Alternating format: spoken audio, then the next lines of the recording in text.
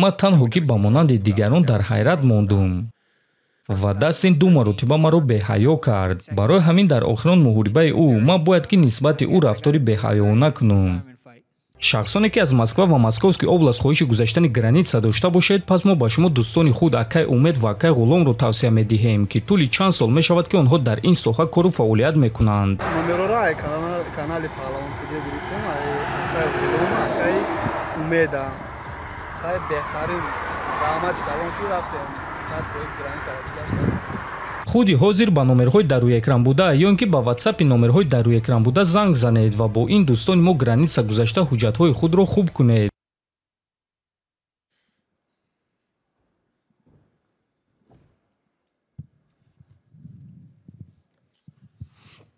дастин, ман медонам ки ту ба муҳориба баромада ягон кори дурахшон нишон додан мехоҳӣ, лекин гӯй ки аз Макс ту чӣ интизорӣ? Ту гуфтӣ ки ӯ калон ба назар мерасид вақте ки дирӯз шумо муҳорибаи рӯбарӯ гузаронидед. Ҳамчунин баъди оне ки ӯ аввалин маротиба дар нокаут буд, бисёр саволҳо оиди манаҳи ӯ пайдо шуда истодааст. Ту чӣ фикр дорӣ?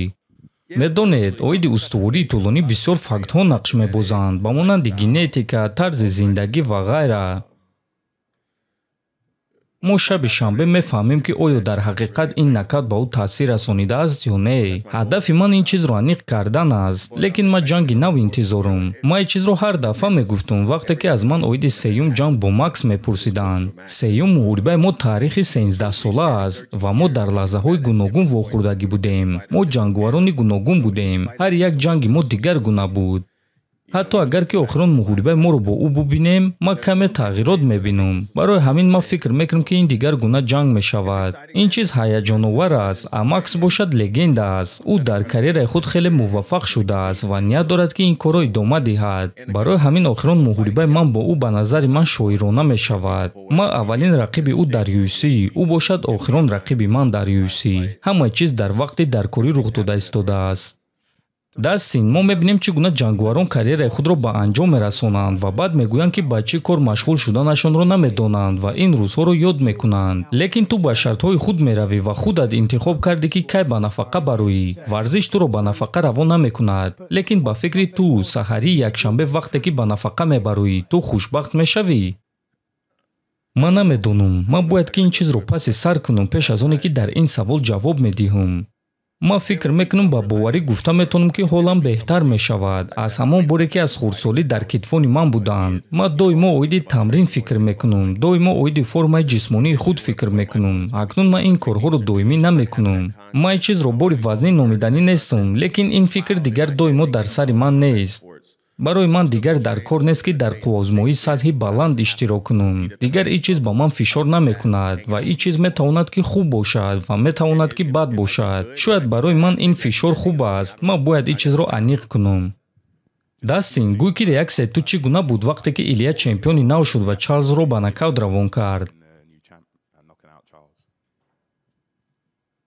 ман фикр намекардам ки ӯ ин корро карда метавонад ё ин ки наметавонад. ман танҳо ки ба монанди дигарон дар ҳайрат мондум.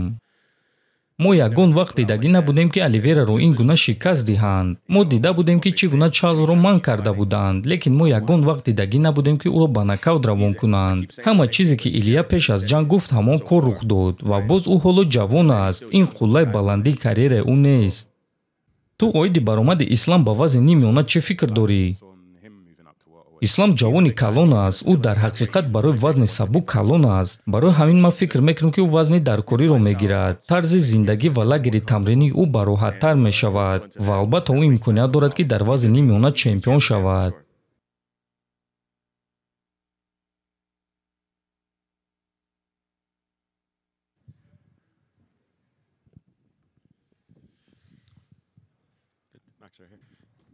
Макс, ту бори аввал кӯшиш мекунӣ ки камарбанди БМФ-ро ҳимоя кунӣ ва ин ҷанг байни ту ва Дастин аз ҳама ҷангвари бераҳмтаринро муайян мекунад ва гӯй ки ту оиди ин муҳориба чӣ фикр дорӣ? ман дар ҳаяҷонам бародар. Медонӣ, на ҳар кас метавонад ки ба муҳориба зидди шахсоне барояд ки ӯро думаротибагӣ шикаст додаанд. ва ман ният надорам ки бори дуюм дар як ҷангвар 3 маротиба бой диҳам.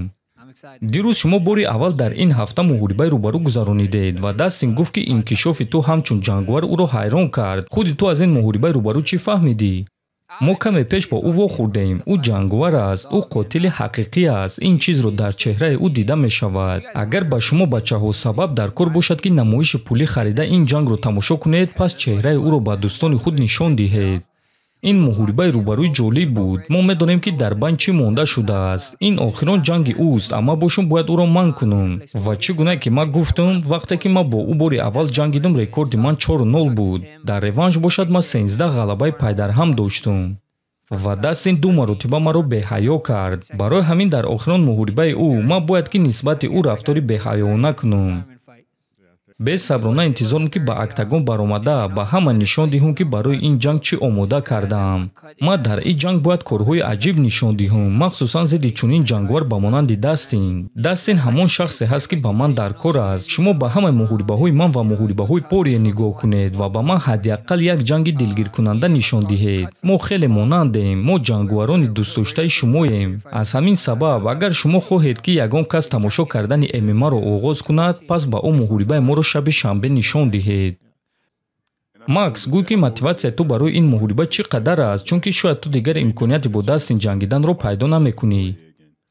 Ман бо мотиватсия калон мебарам. Чӣ гуна ки ман гуфтам, ҳар як дафъа вақте ки ту имконият пайдо мекунӣ ки реванш гирӣ, ту кӯшиш мекунӣ ки мағлубияти худро маҳкам кунӣ. А Дастин бошад маро 2 маротиба шикаст додааст.